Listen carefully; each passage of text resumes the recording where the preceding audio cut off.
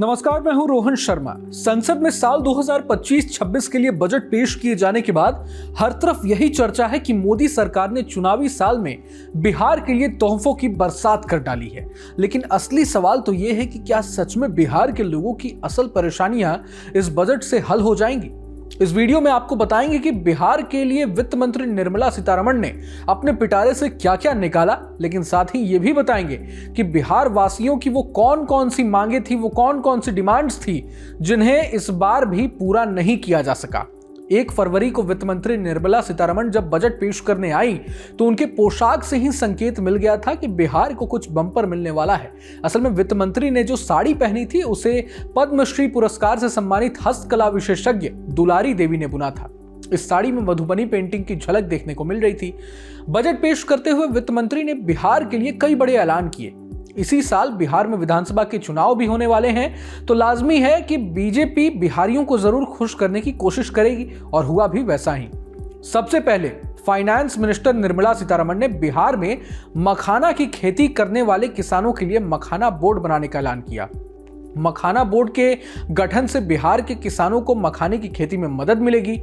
इससे उनकी आय बढ़ जाएगी और रोजगार के नए अवसर पैदा हो सकते हैं। मखाना बोर्ड के गठन का ऐलान करते हुए निर्मला सीतारमण ने कहा कि मखाना के उत्पादन, प्रसंस्करण, मूल्य संवर्धन और विपणन को बेहतर बनाने के लिए मखाना बोर्ड की स्थापना की जाएगी। बता दें कि बिहार के दरभंगा, मधुबनी, समस्तीपुर, सुपौल, सीतामढ़ी जिले में मखाना की पैदावार की जाती है। करीब 25,000 किसान मखाने की खेती से जुड़े हुए हैं। बिहार के मखाना को पड़ोसी देशों के साथ साथ संयुक्त राज्य अमेरिका, यूनाइटेड किंगडम, ऑस्ट्रेलिया और खाड़ी देशों में भी भेजा जाता है।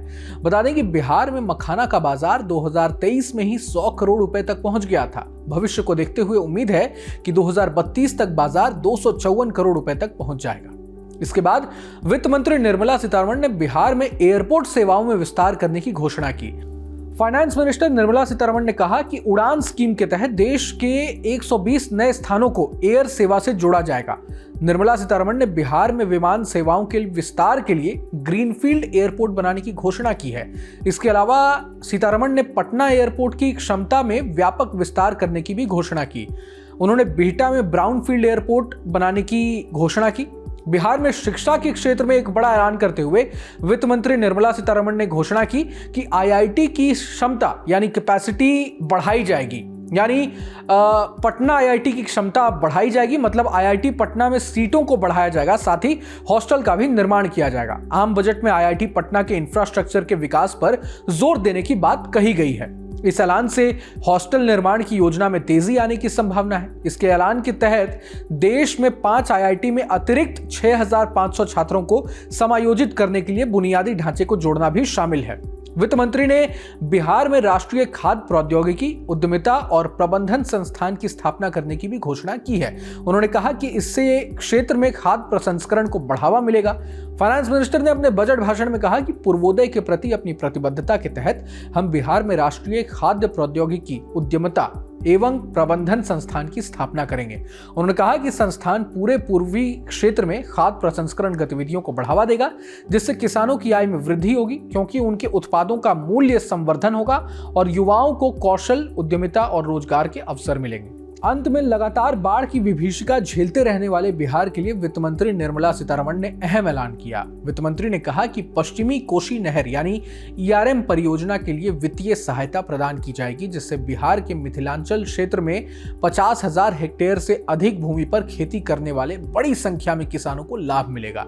बता दें कि वेस्टर्न कोसी कैनाल प्रोजेक्ट करीब 6 दशक पुराना है और अभी तक इसका काम पूरा नहीं हो पाया है। अगर वेस्टर्न कोसी कैनाल यानी पश्चिमी कोसी नहर की सभी योजनाएं पूरी हो जाती हैं तो इससे मिथिला क्षेत्र को 2.5 लाख से ज्यादा हेक्टेयर क्षेत्र में सिंचाई का पानी मिलने लगेगा। यही नहीं, जिन इलाकों में सिंचाई क्षमता खत्म हो गई है उन्हें भी रिस्टोर कर लिया जाएगा। अब असल मुद्दे पर आते हैं। बिहार के लिए कई बड़े ऐलान तो कर दिए गए, लेकिन उन मांगों का क्या जिसके लिए बिहार के लोग लंबे समय से अपनी आवाज उठाते आ रहे हैं? आज भी बिहार में पलायन की समस्या जस की तस है।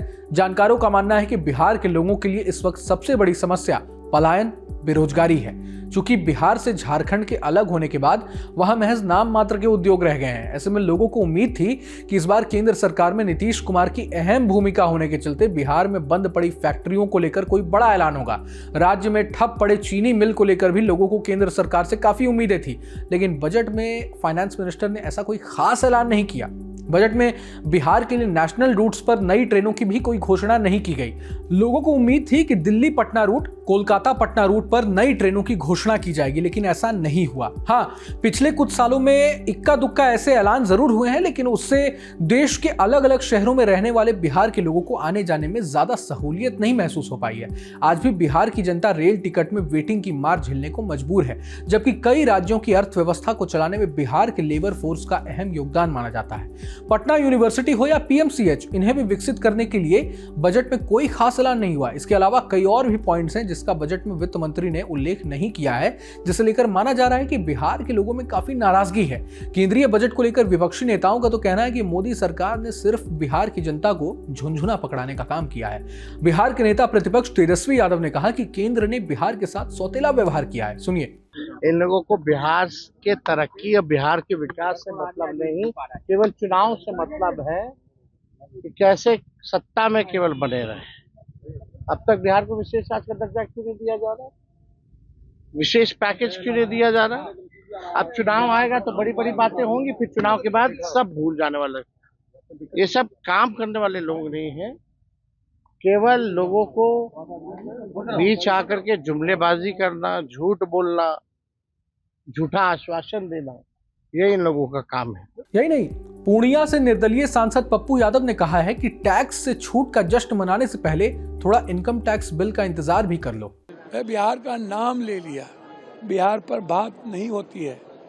बिहार पर क्या बातचीत हो गई भैया? विशेष राज्य मिल गया, विशेष पैकेज मिल गया, पूर्वांचल के मंत्रिमंडल का गठन हो गया, पलायन की बात हुई, फैक्ट्री लगाने की बात हुई। अब कब आपने कोसी कैनाल की बात की थी, फिर चौथे बार कर लिया। मखाना बोर्ड का गठन हम लोग का डिमांड था कि आप फिनेंशियल मखान के लिए और मक्का के लिए आप क्या कर रहे हो, डेयरी के लिए क्या कर रहे हो, मछली फिशेज के लिए क्या कर रहे हो। तो इस पर विस्तारित करेंगे, ऐसा करेंगे, ऐसा होगा, कब होगा। हालांकि बजट में बिहार के लिए हुए बड़े ऐलान के बाद एनडीए के सभी सहयोगी दल काफी खुश नजर आए। सीएम नीतीश कुमार ने कहा कि बजट में बिहार के लिए जो घोषणाएं की गई हैं उनसे बिहार के विकास को और गति मिलेगी। केंद्रीय मंत्री और एलजेपी रामविलास के प्रमुख चिराग पासवान ने कहा कि एक बिहारी होने के नाते उन्हें गर्व है कि बिहार को कई बड़ी परियोजनाओं की सौगात मिली है, लेकिन सवाल अब भी वही है कि बिहार की जनता इस बजट से खुश है या नहीं। खैर, इसका पता तो इसी साल होने वाले बिहार विधानसभा चुनाव में चल ही जाएगा। लेकिन पूरे मसले को लेकर आप क्या सोचते हैं? आप अगर बिहार के रहने वाले हैं तो आपकी कौन कौन सी डिमांड्स थी जो इस बजट में पूरी हुई, और कौन सी ऐसी मांगी थी जो इस बजट में पूरी नहीं होते दिख रही हैं? ये हमें इस वीडियो के कमेंट बॉक्स में जरूर बताएंगे। बहरहाल, ये वीडियो आपको कैसा लगा? इस वीडियो को अगर आप पसंद करते हैं तो लाइक करें और चैनल को सब्सक्राइब करें। तमाम बड़ी खबरों का सिलसिला न्यूज नेशन पर लगातार जारी है। नमस्कार। न्यूज नेशन अब व्हाट्सएप पर खबरों की ताजा अपडेट के लिए न्यूज नेशन के इस QR कोड को स्कैन करें।